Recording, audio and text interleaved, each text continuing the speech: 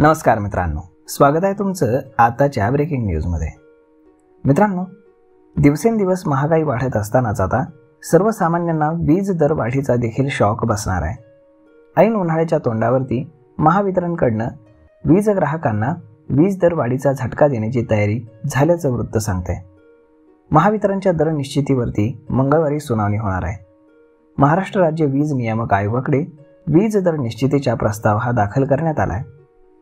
यामध्ये variable charge वाढवण्यात आलं नसल्याचं म्हटलं असलं तरी एकीकडे हे दर कमी करताना दुसऱ्या हाताने ग्राहकांच्या खिशामध्ये महावितरणनं हात घातलाय।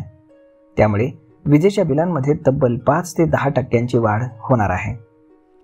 महाराष्ट्र राज्य वीज नियामक आयोगाकडे वीज दर निश्चिती संदर्भात मांडण्यात आलेल्या प्रस्तावामध्ये प्रत्यक्षामध्ये फिक्स चार्ज म्हणजेच स्थिर आकार 12 ते 15% वाढवला असून व्हेरिएबल चार्ज वाढवला नसल्याचं म्हणत महावितरणनं स्वतःची पाठ थोपटून घेतली। मात्र दोन्हीपैकी एक जरी दर वाढले तरी वाढीव वीज दराचे पैसे हे ग्राहकांच्या खिशातनंच जाणार आहेत।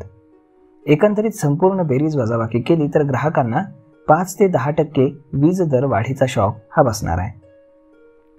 नवी मुंबईमधील सिडको भवनामध्ये महावितरणच्या वीज दर निश्चितीच्या प्रस्तावावरती सुनावणी होणार आहे। यानंतर या प्रस्तावित दरांबाबत निर्णय घेण्यात येणार आहे। मात्र हे दर लागू होण्यापूर्वी वीज क्षेत्रातील तज्ज्ञांनी दरवाढीबाबत विश्लेषण करताना कोणाला किती आणि कसा फटका बसेल याचा अंदाज व्यक्त केलाय। महावितरण सोबतच बेस्ट, अदानी आणि टाटा पॉवरच्या घरगुती वीज ग्राहकांचं एप्रिल महिन्याचं वीज बिल हे 5 ते 10% वाढीव येऊ शकतं। 100 युनिटपर्यंत वीज वापर असलेल्या ग्राहकांना जेमतेम मात्र दिलासा मिळणार आहे।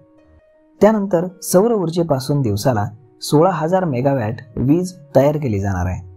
मात्र प्रकल्प उभा राहण्यास 2 वर्ष लागतील। सौर ऊर्जा दिवसा वापरावी लागणार आहे। उर्वरित काळामध्ये कोळशावरचीच वीज वापरावी लागेल, परंतु यासाठी कोळशावरचे प्रकल्प नियमित सुरू ठेवावे लागणार आहेत। महावितरणनं प्रस्तावाला 2023-24 आणि 2024-25 मध्ये 35 ते 40% शेतीसाठीची वीज मागणी वाढवून दाखवली आहे। त्यामुळे तोटा वाढलाय, विजेची खरेदी वाढली असं महावितरण म्हणत आहे। परंतु प्रत्यक्षामध्ये तसं नाही। वीज खरेदीचा खर्च वाढवून दाखवण्यात आल्यानं या वाढीचा परिणाम पुढील 3 वर्षांमध्ये होणार आहे असं अभ्यासकांचं मत आहे। तर मग मित्रांनो, अशा पद्धतीनं वीज बिल कमी झाल्याचा फसवा प्रचार हा करण्यात आला होता, परंतु एप्रिलपासून ग्राहकांना मात्र वीज दर वाढीचा शॉक बसणार आहे एवढं मात्र खरं। तर मग यावरती आपलं मत काय हे तुम्ही आम्हाला कमेंट करून सांगायला विसरू नका।